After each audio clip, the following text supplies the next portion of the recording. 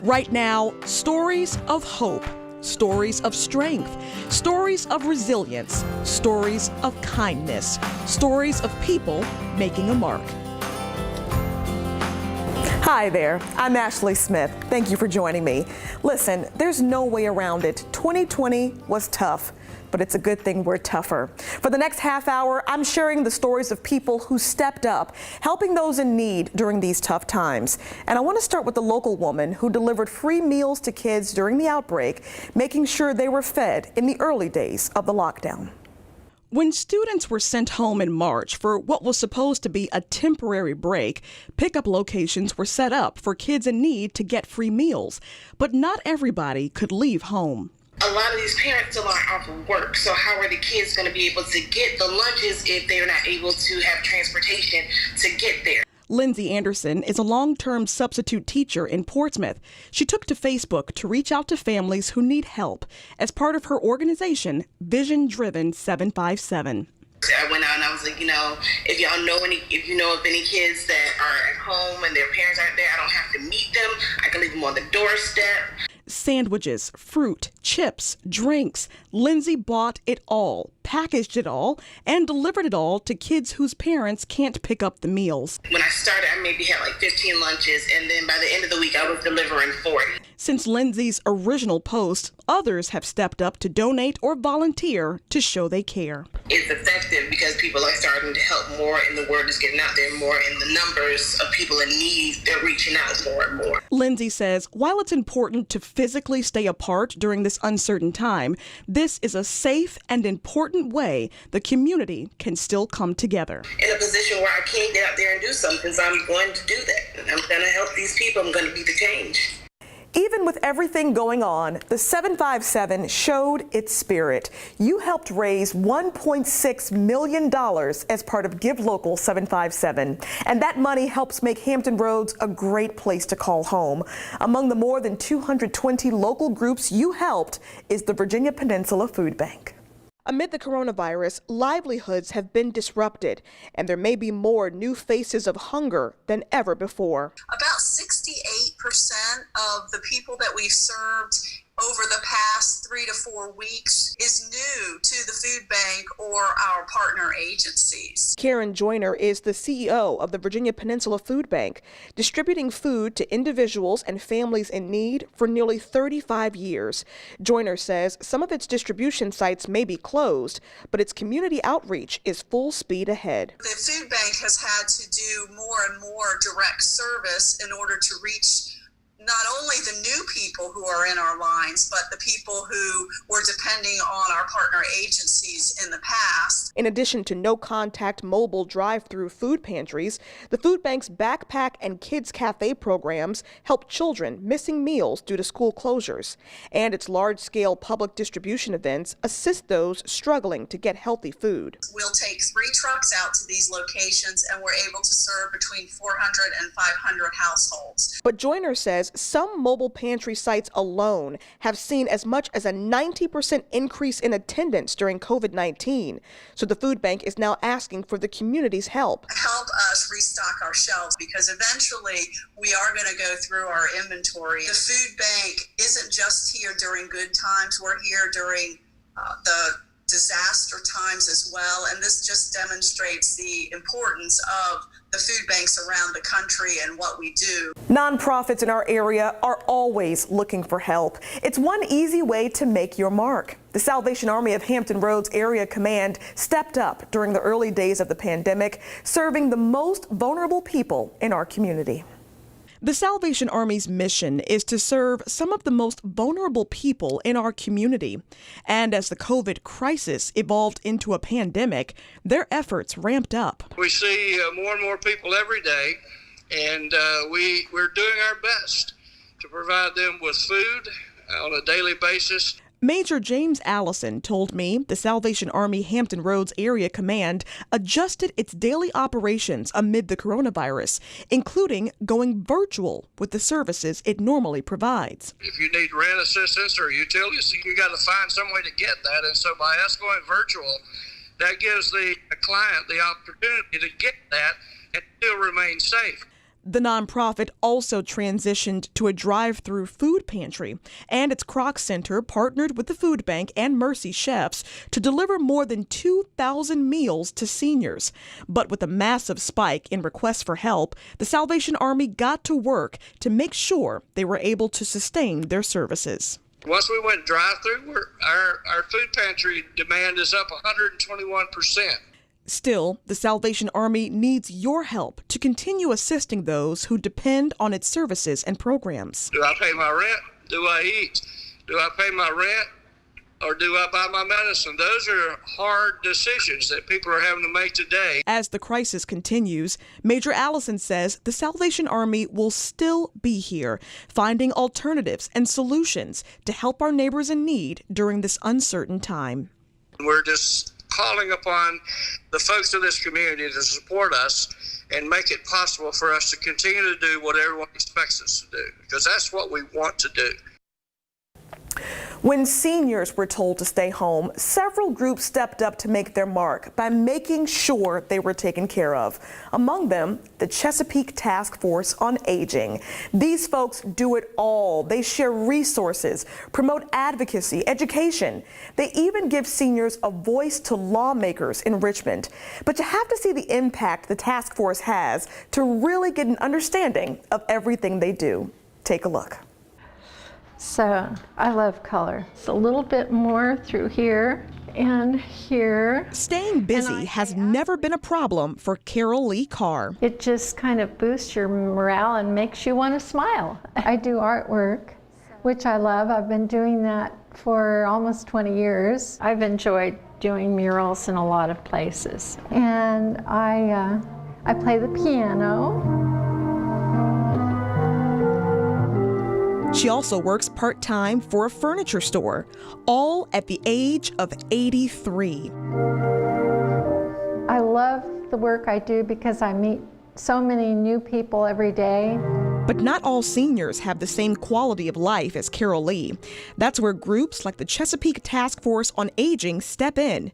Julie Ulrich is the chair. We're a group of like-minded professionals and also local citizens that get together. We all have the same purpose, which is we have a passion for serving seniors in our community. Members provide resources and information, address legislation, and help educate the community of the needs and contributions of seniors. Focusing on the issues that seniors face, which is affordable housing, transportation, nutrition, and hunger, and then also the value of seniors. The nonprofit is working to enrich the lives of seniors today so others like Carol Lee can have an even more fulfilling tomorrow. I think that the secret to old age is finding something that you enjoy.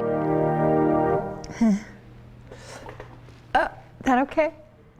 The long months of lockdown meant we were all locked out of the Virginia Zoo. Just like so many other places we love, the zoo was forced to keep the gates closed to visitors. But the behind-the-scenes work did not stop. The staff kept busy, taking care of hundreds of animals. They even got ahead of things by taking the zoo virtual. With the front gates locked, the Virginia Zoo had to get creative to keep its more than 700 animal residents connected with the community. One of the zoo's missions as an institution is to educate people about our animals and all the conservation work we do. That wasn't going to stop when the pandemic started and when our doors closed. Marketing manager Ashley Mars says the zoo's offering online experiences like virtual voyages, behind-the-scenes tours, and safari camps. It's just a really unique way to kind of give people a look of, we're still here, the animals are being well taken care of, and here's how we're doing it. Meanwhile, staff members worked hard to ensure the health and wellness of the animals on the grounds. The animals are still cared for, and they still get outside every day. They still get their enrichment and their training sessions. COVID had a big impact on the zoo's bottom line, but donations to its emergency operating fund helped the nonprofit weather the crisis. Once the zoo reopens, we're kind of assess where our areas of greatest needs are, and then that money will be allocated to those to help those areas. The food service industry was also hit hard by the pandemic, but even then, a local restaurant focused on the needs of the community. This gives an opportunity for our employees to be able to come and volunteer and do this, and we can come together but it also ensures that the community is fed at the same time. Katie Newman is the Special Events Coordinator and Marketing Director of Riverstone Chop House in Suffolk. The restaurant took to social media to reach the economic victims of the crisis. Everybody's at home, so everybody's on Facebook, Instagram, and so we're trying to use all those platforms to get their information out. Riverstone teamed up with Vintage Tavern and Decoy Seafood to hand out about 4,500 free meals, no questions asked, as part of a community give back. To do this opportunity for our community is just who our owners are. It's who our employees are. The restaurant also launched a program where customers can order boxed lunches for the medical staff, first responders, or local business employees of their choice. Riverstone takes care of delivery. It's like serving your family, so you want to be as safe as possible. They're our front lines, and we know that we can safely do that for them. Newman says the restaurant hopes these efforts send a message to the community that even during this challenging time, Riverstone is still here to serve. We will continue to do all these efforts, but we're going to be stronger when it's all said and done. We came in strong. We're going to come out of this even more strong. When we come back, teaching life lessons through coffee. We're all about pulling out the potential in each other and our students. And the local teen making his mark on the Big Apple. He's a good kid. He really is a good kid. And not to get the stares.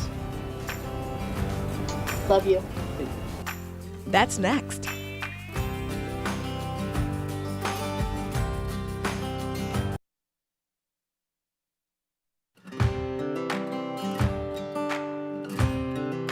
Welcome back. We're sharing stories from people making a mark in Hampton Roads, especially during this tough time. There are so many people who have stepped up, and that includes Patty Howell. She's using coffee to help kids with special needs gain confidence and life skills. Take a look. Here. So, what I thought we would do today. Welcome to Hickory Trading Company. We might want to try doing some Easter baskets with coils. A rustic coffee house and artisan gift shop in Chesapeake. This place may serve a great cup of joe, but it serves an even greater purpose. Oh, Mary, my friend came. We're all about pulling out the potential in each other and our students. Does everybody know how to flap? She's an excellent flapper. After 26 years in education, Patty Howell is providing work experience here for people with special needs. You're going to get up here to flatten it out even further. It's a joint effort with her nonprofit, Hitching Post Educational Center. You know, our students, they get to have experience doing all the different jobs. Their confidence just grows. This is how you make them. Oh, that looks good. They go out. Patty says they learn life skills in the shop while spreading awareness in the community. When you get to come in and have coffee and lunch, you realize that they're amazing people, so it's just really good for exposure. This isn't much of a basket-looking basket, is it? Making coffee the second best thing brewing at Hickory Trading Company. We want to provide that opportunity where they can just really grow and the rest of the world can see, what they have to offer. This next story starts in Carrollton and takes us to the crossroads of the world. Times Square. Trevor Scherer made his big debut in the Big Apple this year, and he's spreading his message of inclusion and acceptance of people with Down syndrome. I'll let Bethany Reese take it from here. What do you want to say? You gonna tell her a story? Yeah?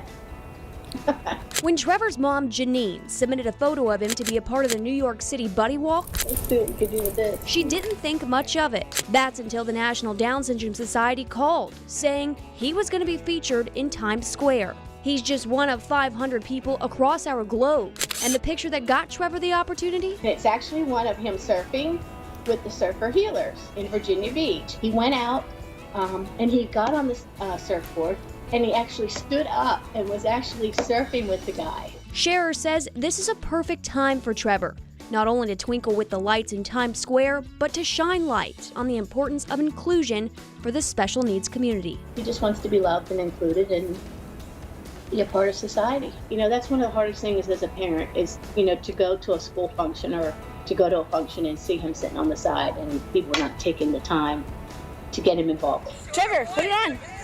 Let me see you do it. Trevor's determined. His mom showed us his medals, awards, and accolades from events like the Special Olympics. But despite all of these, it's his heart that wins the love of others. He's a good kid. He really is a good kid. And not to get the stares. Love you.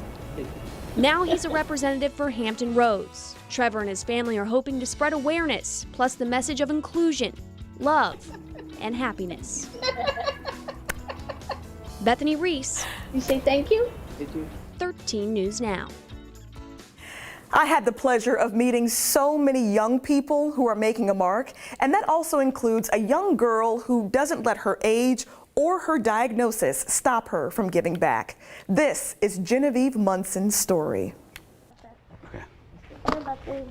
Okay, you're gonna read us a book? Okay, hold on. When she was born, Read it. there was barely any sign of how her life would soon change. She was just a normal baby until she hit the 9 months. Did you say it's all good? That's when 5-year-old Genevieve Munson had her first seizure. First time, didn't know what it was, and everything started from there. He could not imagine who this new guy could be. I really hope it's a new friend for me. Her parents, Jonathan and Maria, searched for answers. Little Genevieve was later diagnosed with epilepsy. Time to go to sleep? How do you process all of that? Because, you know, even till now, it's hard to process because she can't do what normal 5-year-olds do, go outside and play. What did that one? Yes, we did read that one. But since then, this family has joined the battle, spreading awareness by helping raise hundreds of dollars for the Epilepsy Foundation. 1 glass of lemonade and 1 mile at a time. Wow, did he get into the fridge? Proving that even the smallest of soldiers can make a big difference. It's just making little steps for people to be aware of a condition that affects a lot of people. In the end, that was a good book. Thank you. What do you miss most about the time before the pandemic? I'm sure for those of you with kids, a lot of them miss playing outside with their friends after school. So this next story takes place during that time. But it wasn't all fun and games. This outreach project helped build relationships with kids, one afternoon at a time. All right, darling. Here we go. I'm coming for you. Run. On school day afternoons, Throw it down to the goal. Oh! many students just hop off the bus and head home. Go.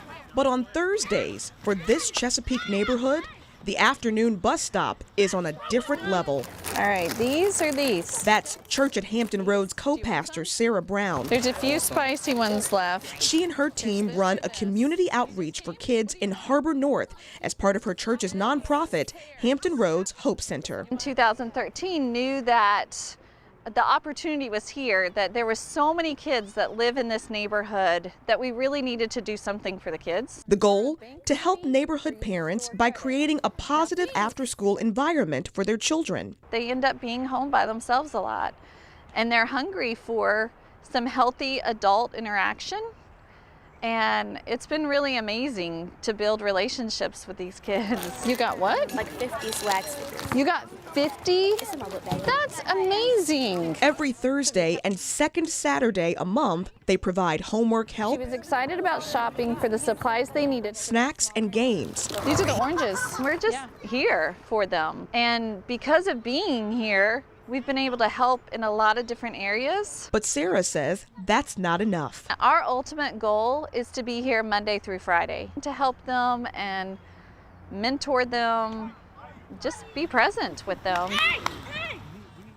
Still to come, sharing her gift of dance. I get calls or notes or letters or whatever from many of them to say how what I did here impacted their lives. The local woman passing down her gift to the next generation. And it's a sign to be kind. We're all helpers in our own way. Ahead on Making a Mark.